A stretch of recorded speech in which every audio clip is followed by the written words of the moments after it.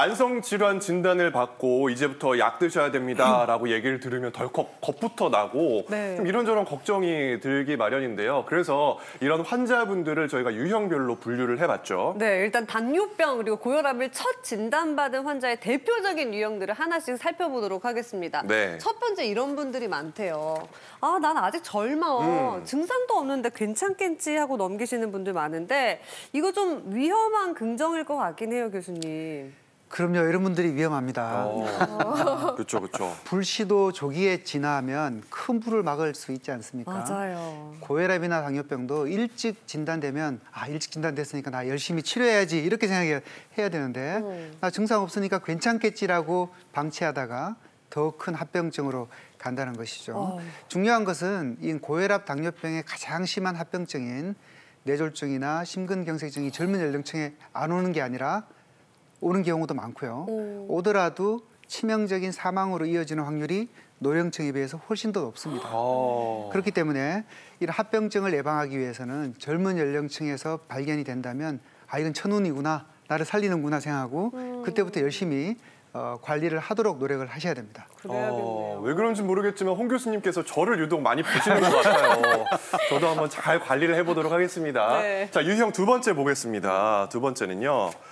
한 번 먹으면 평생 버틸 때까지 그냥 안 먹고 버틸래. 요거는요, 이게 적절한 비유인지 모르겠지만 바람도 한 번이 무섭고 담배도 끊기가 무섭듯이 약도 평생 먹게 될까 봐 무서워서 고집을 부리시는 경우가 있어요, 저 같은 경우. 근데 이런 것도 위험한 고집이지 않을까요, 홍 교수님? 이런 분들이 진짜 많으시죠. 보배 씨도 자동차 있으시죠? 저 면허가 없습니다. 없습니까? 혹시 시청자분들께서 자동차 있으시면 조금 차에 문제가 생기고 조금 삐걱삐걱한다. 그러면 그냥 타세요. 그렇죠. 당연히 카센터 가죠. 카센터 가거나 아니면 뭔가 문제가 있다면 고쳐서 관리하면서 오래 탄 차가 훨씬 더 오래 갑니다. 이렇게 약을 내가 한 번 먹으면 평생 먹기 때문에 이걸 방치한다. 고혈압, 당뇨병은 증상이 없습니다. 속으로 동맥경화증이 진행하고 합병증이 생기는 거기 때문에 평생 꾸준히 관리하시면 된다는 것이죠. 물론 약을 안 먹어도 잘 혈압과 당뇨를 잘 조절할 수 있다. 그러면 괜찮습니다. 약도 끊을 수 있고. 하지만 이런 경우는 대부분 없으시고요. 결국에는 생활습관 교정, 약물 치료 같은 것을 통해서 혈압과 혈당을 잘 조절하는 것이 합병증을 예방하는 지름길이다. 이렇게 생각하시는 것이 좋을 것 같습니다. 네, 이번에는요 좀 근거가 있어서 좀 꺼리시는 분들의 대표 유형인데요. 네. 매일 먹는 약이 한 주먹, 간, 심장이 상할까 봐 걱정하시는 분들이 있어요. 그쵸. 어떻게 보세요, 민 교수님? 네, 이런 걱정들 많이 하시는데요. 실제로 신장이나 콩팥이나 간 기능이 정상이라면 약이 배설될 때 아무런 문제를 안 일으킵니다. 네. 그래 또 그렇게 돼야 약이 시판이 되고 허가돼요. 그렇죠. 오히려 막연한 두려움 때문에 당뇨병 약이나 고혈압 약을 안 드시면 그로 인한 합병증 위험이 훨씬 커져서 잘못하면 혈액투석을 돌리기도 하죠. 그러니까 당뇨병 약에 의한 부작용은 병에 의한 합병증 위험에 비하면 거의 없는 거라고 볼 수 있습니다. 좋습니다. 자, 이어서 마지막은 이런 분들입니다. 이런 분들 은근히 많이 계세요. 약 부작용에 몸 망칠라, 건강식품이 최고다 하시는 분들, 처방약 등한시하고 건강기능식품 맹신해서 오히려 더 일을 그르치는 분들 계시다고요, 조영 교수님. 네, 이제 보통 약물에 대한 것보다 이제 건강기능식품에 대해서 질문을 많이 하시는 이제 환자분들이 계신데요. 네. 실제적으로 이제 뭐 나열해 보자면 홍삼, 뽕잎, 뭐 누에가루, 루테인, 뭐 여주, 많아요. 굉장히 다양합니다. 근데 일부는 이제 효과가 어느 정도 있을 수는 있지만 약제하고 비교했을 때는 좀 미미한 편이라고 보시면 될 것 같고요. 그다음에 또 하나는 이제 약물과 같이 복용을 하시는 경우에 약물의 효과를 떨어뜨린다든지 반대로도 강화를 시킬 수가 있기 때문에 좀 조심하실 필요가 있습니다. 그리고 또한 간이라든지 콩팥을 좀 망가뜨릴 수가 있기 때문에 식품이라고 무조건 안전하다고 생각하시고 무턱대고 드시는 거는 조금 조심하셔야 될 것 같습니다. 네, 정말 약을 처방을 받으면 약을 먹기는 싫은데 먹어야 될 것 같고 또 막상 먹으려고 하니까 걱정이 앞서는 게 사실인데요. 그래서요, 당뇨병 그리고 고혈압에 대한 오해와 진실을 저희가 문제로 준비해봤습니다. 하나하나씩 살펴볼게요. 네, 화면으로 첫 번째 문제 만나보시죠. 주시죠. 당뇨병 약 오래 쓰게 되면 췌장 기능이 떨어진다? OX. 요거는 제가 생각하기에 O입니다. 오. 왜냐면요, 저희 아버지가 당뇨약을 드신 적이 있는데 그때 소화가 잘 안 된다고 하시더라고요. 그러니까 위장 기능도 떨어지니까 뭐 췌장 기능도 떨어지지 않을까요? 조영 교수님, 정답은요? 네. 정답은요? 안타깝게도 정답은 X입니다. 어허. 이게 일반적으로 우리가 당뇨병 약에 대해서 많이 오해를 하고 계시는 부분인데요. 실제적으로 우리가 당뇨를 진단받았을 때 췌장 기능이 이제 절반 이하로 떨어져 있는 경우가 거의 대부분이고, 그다음에 2형 당뇨 같은 경우는 유병 기간이 길어질수록 췌장에서 인슐린을 만들어내는 능력이 떨어지게 됩니다. 그리고 이제 혈당이 높은 경우에는 포도당 독성 때문에 췌장 기능이 또 떨어질 수가 있거든요. 그래서 당뇨약 때문에 췌장 기능이 떨어진다라는 거는 이제 맞는 말이 아니고, 오히려 조기에 당뇨약을 적극적으로 이제 복용을 하시게 되면은 혈당도 낮출 수가 있고, 그다음에 이제 췌장이 쉴 수 있는 시간을 벌어줄 수가 있기 때문에 조기에 적극적으로 약을 드시는 게 훨씬 더 좋습니다. 오히려 약이 췌장을 쉬게 해주는 역할을 해줬고요. 그럼 두 번째 오해와 진실도 풀어보도록 하겠습니다. 인슐린 주사는 당뇨병 치료의 최후 수단이다. OX. 이거는 저는 뭘까요? 이거는 정답이 O였으면 좋겠는 게, 우리가 생각하는 인슐린 주사면 배에다 막 찌르고 허벅지에도 찌르잖아요. 네. 너무 아픈 건 나중에 하고 싶으니까 O라고 해주시면 안 될까요, 교수님? 아이고, 안타깝게도 이번에도 또 틀렸습니다. 자꾸 X입니다. 틀리네요? 네. 인슐린 주사를 처음에 초기부터 소량 쓰게 되면은 이 포도당 당독성이라고 그러죠. 당독성이 떨어져서 혈당 조절이 훨씬 잘 됩니다. 그래요? 오히려 약을 많이 쓰는데도 혈당이 조절이 안 되는데 주사가 싫다 그래가지고 일부러 안 쓰잖아요. 그러면 합병증이 생겨서 그런 분들이 인슐린 주사를 계속 맞게 됩니다. 인슐린 주사는 최후 수단이 아니고 제일 좋은 약입니다. 그렇군요. 주사 맞기 싫어서라도 당뇨병 걸리지 않게 평소에 꾸준히 관리를 잘 해주는 게 더 중요할 것 그렇죠. 같습니다. 네. 자, 이게 저희가 당뇨병과 고혈압 약에 대해서 참 몰랐다는 생각이 드는데요. 오해와 진실에 대해서 퀴즈로 계속 살펴보겠습니다.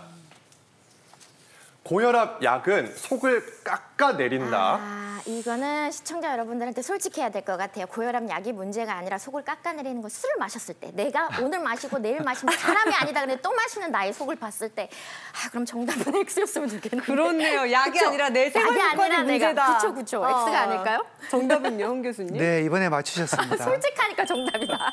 네, 물론 모든 약들은 어느 정도는 위장 장애가 있을 수 있죠. 하지만 고혈압 약은 장기적으로 우리가 복용하는 약이기 때문에 비교적 위장 장애가 덜한 약이고요.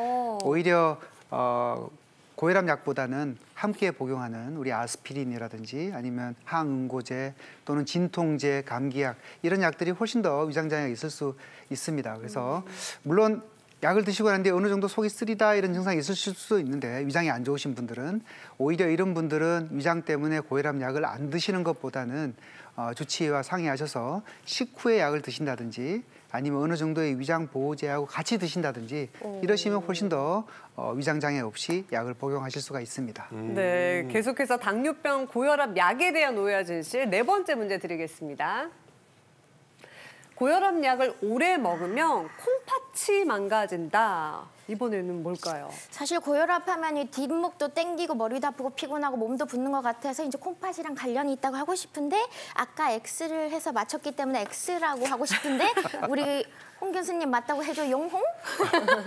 네, 자꾸 맞히시네요. 네, 흔히들 고혈압 약 오래 먹고 콩팥이 망가져서 돌아가셨다 이런 이야기를 많이 들으시는데요. 그 반대로 생각하셔야 됩니다. 오히려 그때까지 고혈압을 잘 조절하셨기 때문에 콩팥이 그래도 늦게 망가져서 늦게 투석을 하고 그때까지 사셨다 이렇게 생각하셔야 되고요.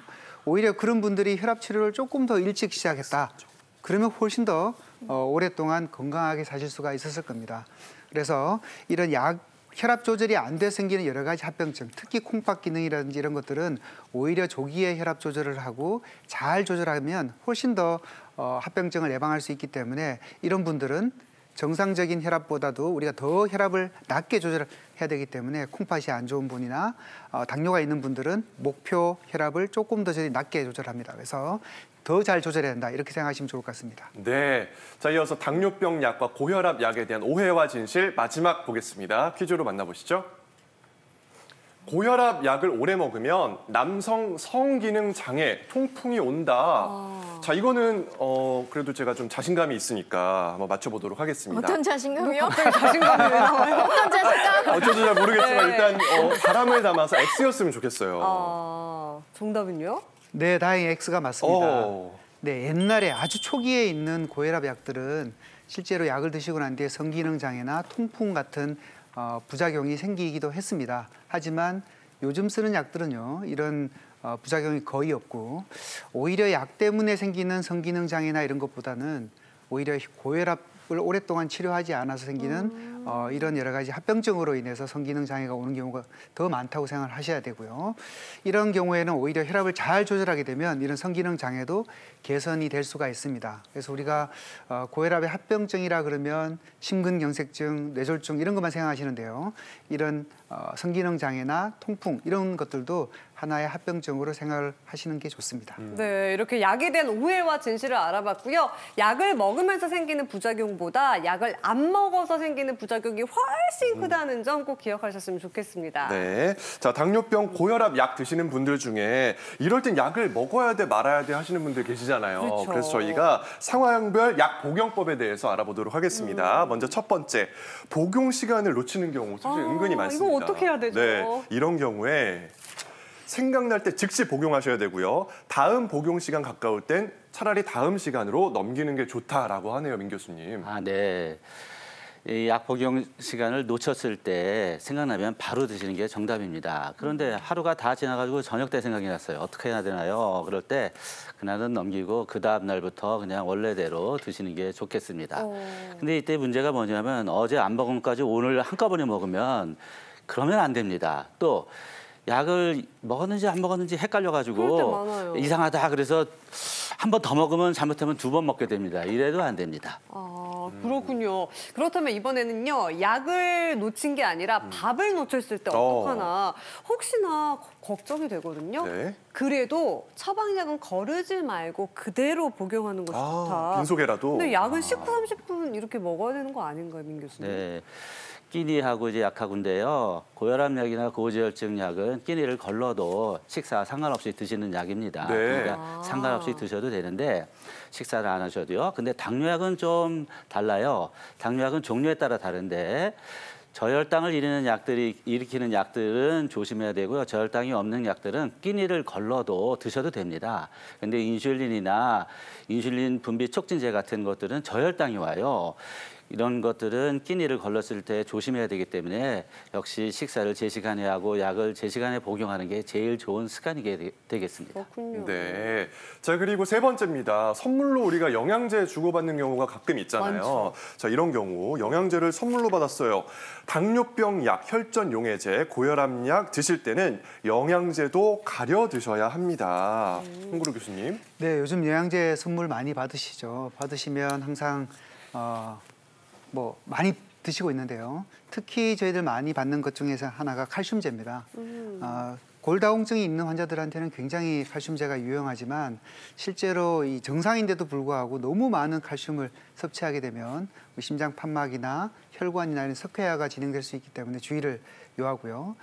철분제도 빈혈이 있는 분들은 당연히 드시면 좋지만 네. 빈혈이 없는데도 철분제를 많이 드시면 혈중에 너무 피가 진해져서 또 여러 가지 혈액순환이나 이런 문제가 생길 수 있고요. 글루코사민도 이름처럼 이 당이 들어있기 때문에 당뇨 환자들한테는 주의를 하셔야 되고요. 특히 저희들이 많이 쓰는 혈전 용해제, 와파린 같은 혈전 용해제를 쓰시는 분들이 굉장히 많은데요. 이런 분들은 오메가3나 여러 가지 종합 영양제, 특히 비타민 K가 들어가 있는 종합 영양제나 우리가 즙이라 그러죠. 뭔가 이렇게 추출해내는 네. 이런 즙이나 홍합 추출물 이런 것들은 와파린의 작용을 더 세게 할 수도 있고 약하게 할 수도 있기 때문에 이런 약들을 섭취할 때는 주의를 요하고 반드시 주치의와 상의하시는 것이 좋습니다.